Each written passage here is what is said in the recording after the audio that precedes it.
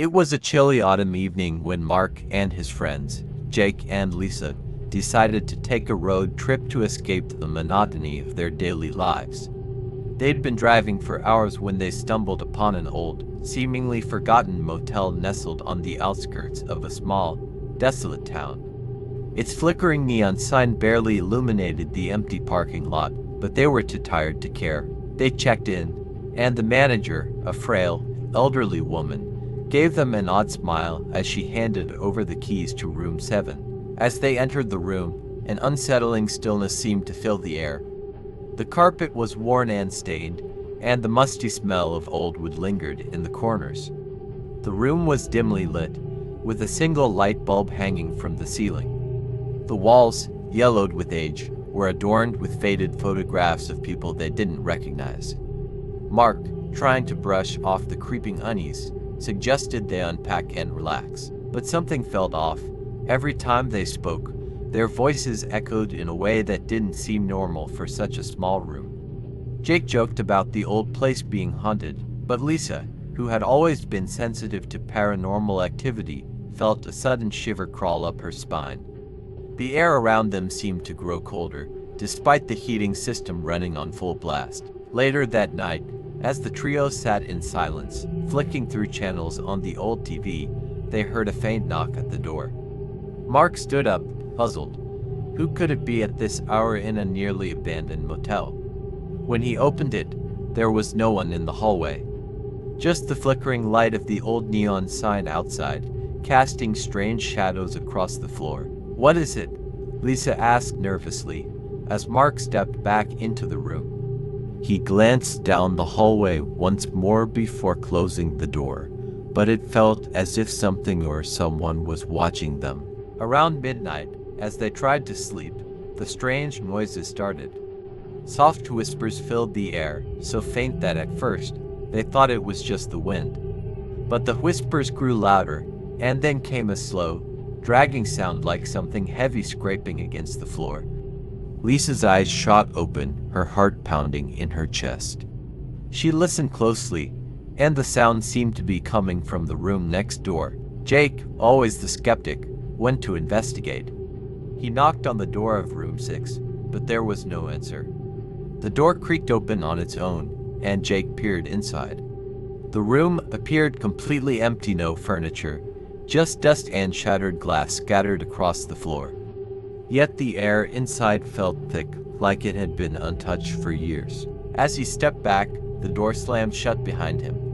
He jumped back, startled, but when he turned to tell Mark and Lisa, he froze. The hallway light flickered violently, and from the corner of his eye, he saw something that made his blood run cold. A shadowy figure, barely discernible, standing at the end of the hall, watching him. Before Jake could react, a loud crash came from their own room. Mark and Lisa screamed. He ran back, bursting into the room, and the moment he did, everything fell silent. But the air felt heavier now, more oppressive. The lamp had fallen to the ground, its light flickering on and off. As Mark tried to pick it up, he noticed something strange on the wall, a message, written in what appeared to be dried blood. "Get out." The room suddenly seemed to pulse with a strange energy, as if the very walls themselves were alive. Their breaths quickened as they backed away from the wall, but as they did, the door slammed shut with such force that the entire building seemed to shake. Trapped. The silence in the room felt suffocating. The walls seemed to pulse, and the temperature dropped even further. Mark, Lisa, and Jake stood frozen, unsure of what to do next. They tried the door, but it wouldn't budge. Panic started to rise in their chests as they realized they were trapped in the room with no way out. Suddenly, the lights flickered again, and a cold breeze swept through the room, even though the windows were closed. Lisa, her eyes wide with fear, whispered, "We need to leave, now." But Mark, still trying to keep his cool, turned toward the door again, trying to force it open.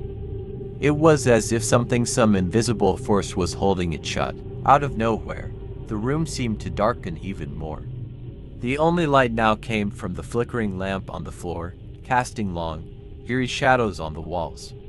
Then, the whispers started again, louder this time. It was like they were coming from all directions. The words were hard to make out, but Lisa could swear she heard her name. Lisa, she jumped, looking around the room in panic. Did you hear that? Jake and Mark stared at her, their faces pale. Neither of them had heard anything, but the look in Lisa's eyes made them both nervous. The whispers continued, now sounding more desperate. The air grew heavier, and it felt like the walls were closing in. The temperature dropped so low that their breath turned to mist in the cold air. Jake turned to Mark, his voice trembling. What's happening? This isn't normal.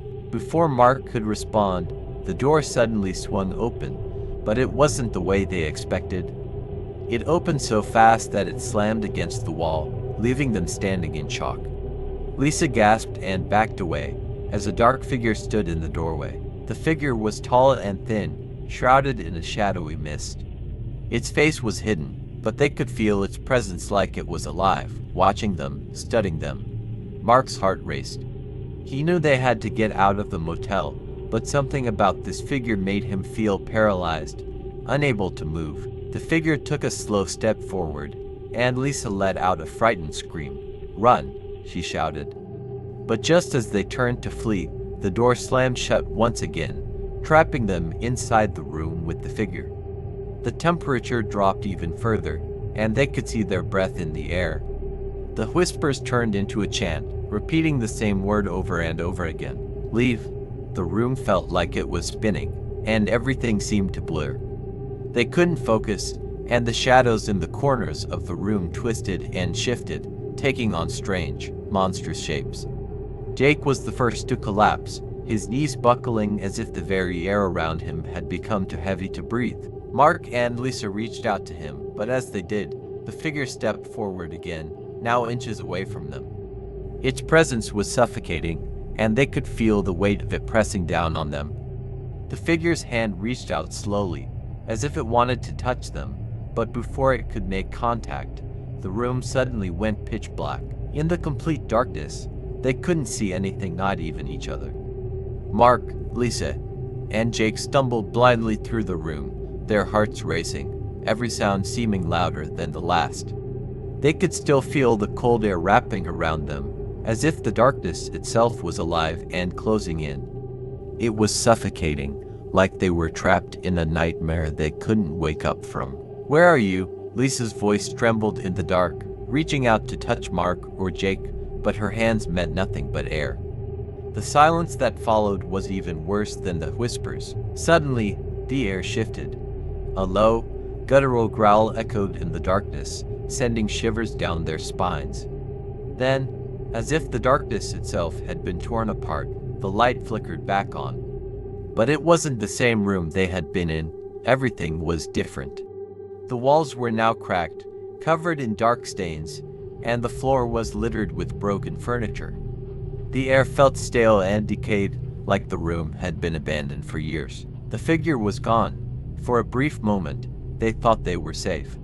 But the feeling of being watched never left. "We need to leave, now," Mark said, his voice urgent. He rushed to the door, pulling on the handle, but it was locked tight. Panic set in as they realized they were still trapped. There was no way out. Then, the whispers returned louder, more frantic. It wasn't just one voice now, it was many, all calling out at once. Some of the voices were familiar, and Mark recognized one of them as his own. It sounded like a warning. "Leave, leave, get out." With every passing second, the room seemed to get darker again, like it was slowly swallowing them whole. The walls seemed to bend, their edges blurring, as if the room itself was trying to pull them in. Mark grabbed Lisa's hand, his breathing shallow and fast. They had to get out, or they would never leave this place. Jake, who had been silent for a while, suddenly yelled, "It's the woman. The one at the front desk. She's the one who's been keeping us here." Mark's heart skipped a beat. They hadn't seen the elderly woman in hours, but suddenly the memory of her strange, unsettling smile came rushing back to him. That smile had never seemed friendly, but now it felt like a trap, like she had known exactly what would happen when they checked in. As if on cue, the door to the room creaked open, but this time, They didn't hesitate. They rushed through it, running down the hallway, desperate to escape. Their footsteps echoed, but there was no sign of the woman, no sign of the figure. It felt like the motel was letting them go, but not without a price. They reached the front door, and it opened with ease. As they stepped out into the cold night air, they turned to look back at the motel. The building was dark, the flickering neon sign barely visible in the distance. For a moment, everything was quiet, and they thought they might finally be free. But then, in the window of room 7, Mark saw the elderly woman, standing in the dark, her pale face staring back at them with that same eerie smile. The motel seemed to loom behind her, its windows dark and empty, but somehow alive. It was as if the building was a part of her, and she was still watching them, even from a distance. Lisa pulled Mark and Jake away, urging them to keep moving, but Mark couldn't look away. He knew they were lucky to have escaped, but something about that smile told him the motel would never truly let them go. As they drove away, Mark couldn't shake the feeling that something was following them. He glanced in the rearview mirror, half expecting to see the motel behind them. But when he looked, all he saw was the empty road stretching out into the darkness, and the whispers, faint but growing louder, "Leave. Get out. ... The haunted motel was still out there, waiting for its next victims.